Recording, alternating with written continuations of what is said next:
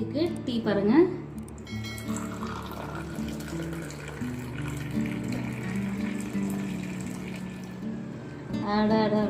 இந்த பிஸ்கெட் சாப்பிட்டுக்கிட்டு இந்த டீ குடிச்சா எப்படி இருக்குன்னு தெரியுங்களா? இப்போல்லாம் அடிக்கடிக்கு மழை பெய்யுது. இந்த மாதிரி டைம்ல நீங்க செஞ்சு பாருங்க, ரொம்ப டேஸ்டா இருக்கும். ஃப்ரெண்ட்ஸ், வெல்கம் டு ராதா சமையல். இன்னைக்கு நம்ம வந்து டீ பிஸ்கெட் செய்ய போறோம். அதுக்கு தேவையான பொருள் பாருங்க. கரெக்டாக நான் 1 டம்ளர் வந்து சர்க்கரை எடுத்திருக்கேன். இது வந்து மிக்சியில் போட்டு பவுடர் பண்ணிக்கலாம். மிக்சியில் போடுறப்ப ஒரு ஏலக்காய் போட்டுக்கோங்க. நம்ம வந்து சர்க்கரை பவுடர் பண்ணது இதில் போட்டுக்கலாம். இதுக்கு தேவையான பொருள் குக்கிங் ஆயில், அப்புறம் கோதுமை மாவு, அப்புறம் சர்க்கரை பொடி, ஒரே ஒரு ஏலக்காய். அது உங்களுக்கு பிடிச்சா போட்டுக்கோங்க, இல்லைன்னா வேண்டாம். அப்புறம் கொஞ்சம் ஓமப்பொடி, அதுவும் உங்களுக்கு பிடிச்சா போடுங்க, இல்லைன்னா வேண்டாம். பாருங்கள், ஓமப்பொடி இது வந்து ஒரு விரல் வச்சு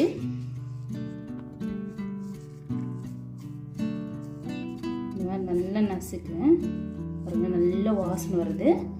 இந்த ஓமப்பொடி ஃப்ளேவர் வந்து உங்களுக்கு பிடிச்சா போட்டுக்கோங்க, இல்லைன்னா தேவையில்லை. அதுவும் இதில் போட்டுக்கலாம். குக்கிங் ஆயில் பாருங்கள், நம்ம வந்து சர்க்கரை எடுத்தோம் இல்லையா, அதே டம்ளரில் 3/4 டம்ளருக்கு நான் எண்ணெய் எடுத்திருக்கேன். இது வந்து சன்ஃப்ளவர் ஆயில். உங்களுக்கு நெய் இருந்துச்சுன்னா நெய் கூட போட்டுக்கலாம், ரொம்பவே டேஸ்ட்டாக இருக்கும்.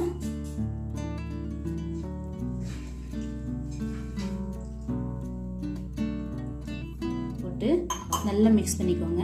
இப்போ நல்லா மிக்ஸ் பண்ணியாச்சு பாருங்க. இந்த அளவுக்கு 1/4 ஸ்பூன் அளவுக்கு நான் வந்து உப்பு போட்டுக்கிறேன்.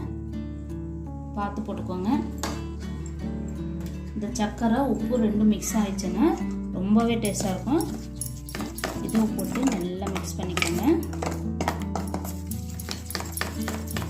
கட்டியே இருக்கக்கூடாது, அந்தளவுக்கு நீங்கள் நல்லா மிக்ஸ் பண்ணணும். ஆயில் வந்து கரெக்டாக நீங்கள் வந்து 1 டம்ளர் சர்க்கரைக்கு 1 டம்ளர் ஆயில் யூஸ் பண்ணிக்கோங்க, புதுசாக செய்கிறவங்களுக்கு.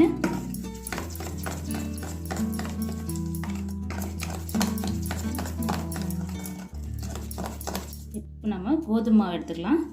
நம்ம இப்போ வந்து இதுக்கு எவ்வளோ தேவையோ அவ்வளோ போட்டு நம்ம வந்து மிக்ஸ் பண்ணிக்கணும். இதுக்கு வந்து அளவு கிடையாது.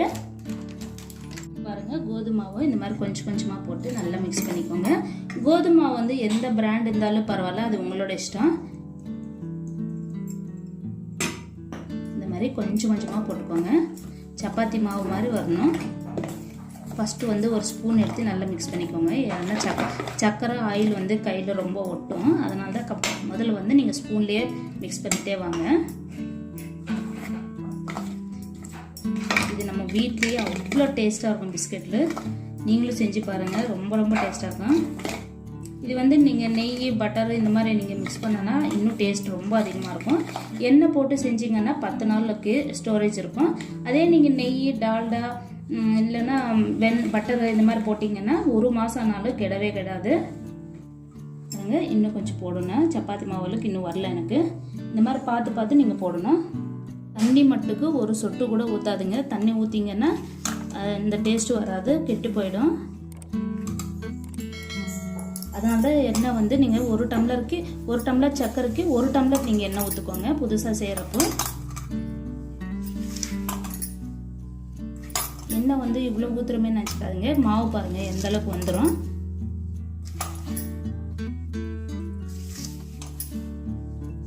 பாருங்கள், ரொம்ப சாஃப்டாக இருக்கும். நம்ம வீட்டில் செஞ்சதுனால நம்ம வந்து குழந்தைகள் வந்து நல்லா விரும்பி சாப்பிடுவாங்க. நீங்கள் இந்த மெத்தடில் செஞ்சு மட்டும் கொடுங்க. ஸ்கூலுக்கு போகிறப்போ 2 பிஸ்கெட் போட்டு கொடுத்தோன்னா நல்லா ஆரோக்கியமாக ஹெல்த்தியாக நம்ம வீட்டிலே செஞ்சு கொடுக்கலாம். குழந்தைகளும் ஆரோக்கியமாக இருக்கும். உருண்டை வருது பாருங்க. இப்போ நம்ம இது ஃபுல்லாக மிக்ஸ் பண்ணிவிட்டு உருண்டை மாதிரி பண்ணி விட்டுடலாம். பாருங்கள், இந்த மாதிரி உருண்டை மாதிரி வரணும். சப்போஸ் இந்த மாதிரி வரலன்னா, இன்னும் தூளாகவே இருக்குதுன்னா இன்னும் கொஞ்சம் நீங்கள் வந்து எண்ணெய் வந்து மிக்ஸ் பண்ணிக்கோங்க. அப்போ கரெக்டாக வந்துடும் உங்களுக்கு. இது எப்படி உருண்டை பண்ணுறதுன்னு நான் காட்டுறேன் உங்களுக்கு. பாருங்கள்,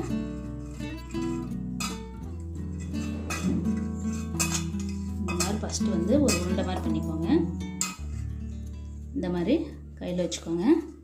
2 சேரு பாருங்கள்.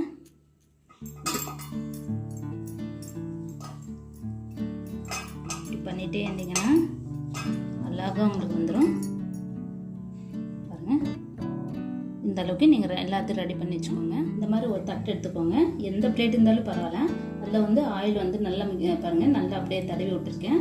இது மேலே வந்து கோதுமை மாவு வந்து அப்படியே இப்படி லைட்டாக தூவி விட்டுருங்க. தூவி விட்டுட்டு இந்த மாதிரி ஒரு கடாய் வச்சுக்கோங்க. இது இல்லைன்னா உங்கள் இட்லி பாத்திரம் கூட நீங்கள் வச்சுக்கோங்க. எந்த பாத்திரம் இருந்தாலும் ஓகே. சென்டரில் வந்து நான் இந்த ரிங் போட்டிருக்கேன். இதுக்கு மேலே தான் நான் இந்த தட்டு வைக்க போகிறேன். வச்சுட்டு நம்ம ரவுண்ட் பண்ண இந்த பிஸ்கெட்ஸு இந்த மாதிரி எல்லாத்தையும் ரெடி பண்ணி வச்சுக்கோங்க. இப்போ இது மேலே வந்து மூடி மாதிரி இந்த மாதிரி போட்டுக்கோங்க. அவ்வளோதான்.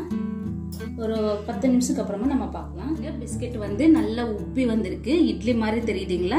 நம்ம ஃபஸ்ட்டு வச்சப்போ சப்பாத்தி மாதிரி தானே இருந்துச்சு. இப்போ பாருங்கள் எந்த அளவுக்கு உப்பி வந்துச்சு. இந்த இடத்துல வந்து நீங்கள் விரல் வச்சானா அப்படியே உள்ளே போயிடும். அந்தளவுக்கு சாஃப்டாக இருக்குது. இது பார்த்து என்ன இன்னும் சாஃப்டாகவே இருக்குது, கெட்டியாகலையேன்னு நீங்கள் நினைக்காதீங்க. ஏன்னா இது இந்த பிளேட் நம்ம இந்த பிஸ்கெட்ஸ் வந்து நம்ம வெளியே எடுத்து ஒரு 10 நிமிஷத்தில் கெட்டியாகி போயிடும். ஓகேங்களா? இப்போ நம்ம இதை எடுத்து ஒவ்வொன்றா வேறு பிளேட்டில் மாற்றிக்கலாம். இந்த மாதிரி நான் கத்தி எடுத்திருக்கேன் அகலமாக. ஏன்னா ஃபஸ்ட்டு எடுக்கிறப்போ ஒடியாமல் எடுக்கணும்.